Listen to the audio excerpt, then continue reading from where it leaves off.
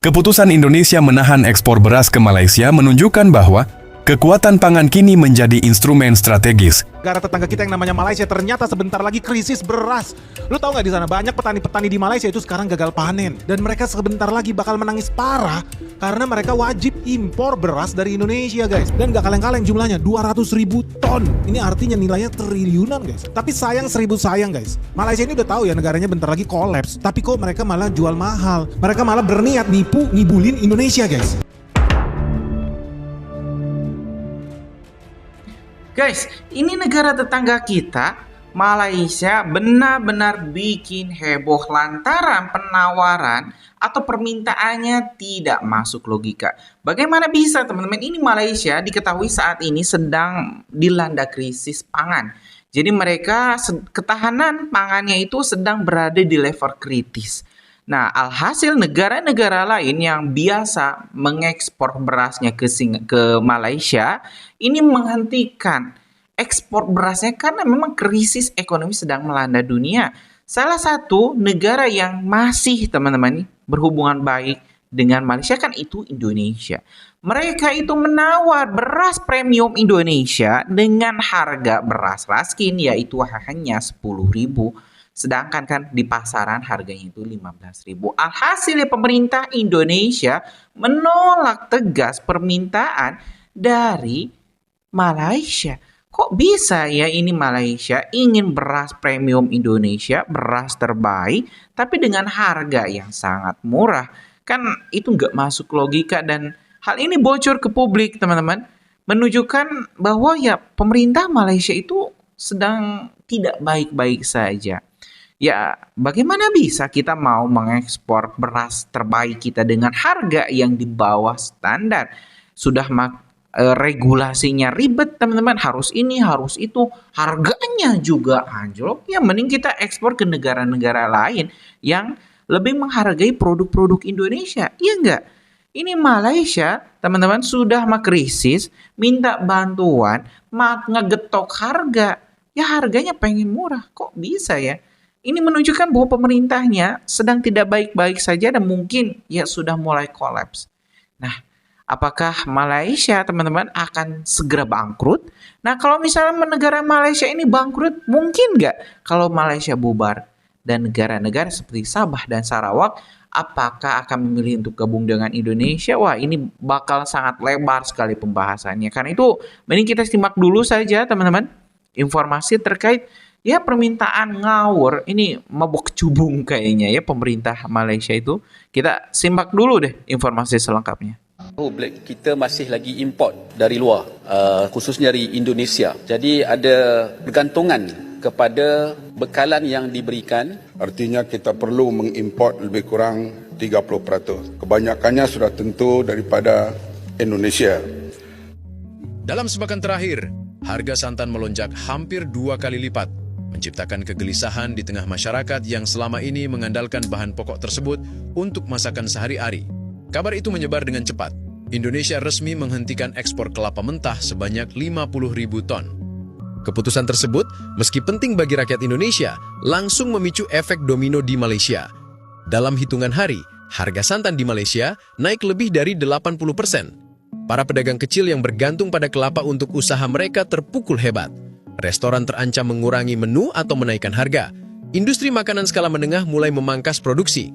Bahkan produsen santan kemasan yang selama ini memiliki cadangan pun mengaku tidak mampu menahan lonjakan harga bahan baku. Faktor lain yang memperparah keadaan adalah meningkatnya persaingan global terhadap komoditas kelapa. China, sebagai pasar besar yang terus berkembang, mulai membeli kelapa dari Indonesia dengan harga lebih tinggi. Hal ini membuat Indonesia mengalihkan sebagian pasokan ke pasar yang lebih menguntungkan.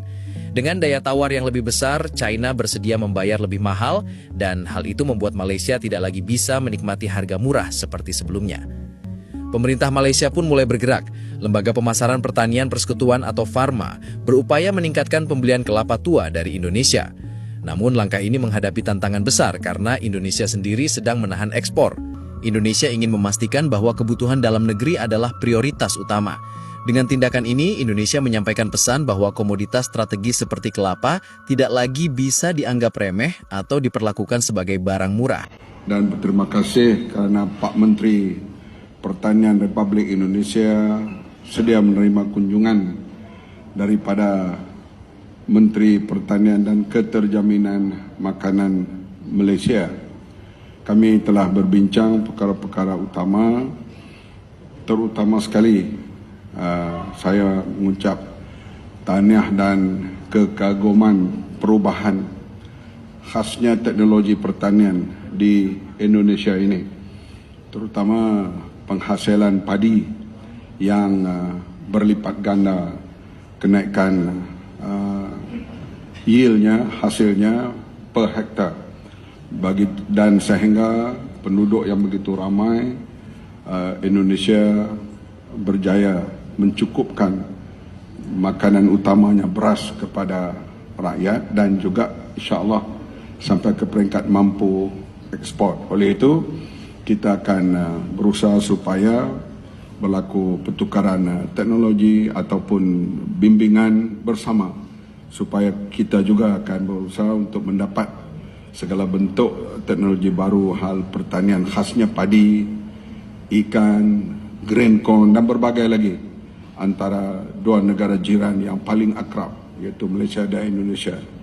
Perbincangan berjalan dengan begitu tanpa protokol sebab kita macam abang adik bersaudara dan kita ada lihat beberapa kelebihan yang ada di sini yang perlu kami pelajari, dan begitulah juga sebaliknya. Dan pihak kami khasnya MARDI, iaitu satu badan penyelidikan Malaysia, akan terus berkolaborasi dengan pihak Kementerian Pertanian di Indonesia ini supaya kita dapat bertukar-tukar, terutama sekali. Keputusan Indonesia menahan ekspor beras ke Malaysia menunjukkan bahwa kekuatan pangan kini menjadi instrumen strategis, bukan sekadar komoditas biasa. Dalam negosiasi terbaru, sekitar 200.000 ton beras premium belum mencapai kesepakatan karena perbedaan harga yang cukup signifikan. Di dalam negeri harga sudah berada di kisaran tinggi, sehingga pemerintah tidak ingin melepas stok dengan nilai yang dianggap terlalu rendah.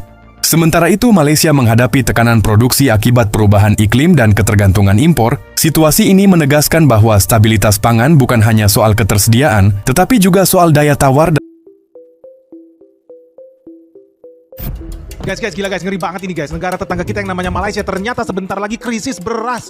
Lu tahu nggak di sana banyak petani-petani di Malaysia itu sekarang gagal panen, dan mereka sebentar lagi bakal menangis parah karena mereka wajib impor beras dari Indonesia guys. Dan gak kaleng-kaleng jumlahnya, 200.000 ton. Ini artinya nilainya triliunan guys. Tapi sayang guys, Malaysia ini udah tahu ya negaranya bentar lagi kolaps, tapi kok mereka malah jual mahal. Mereka malah berniat ngibulin Indonesia guys.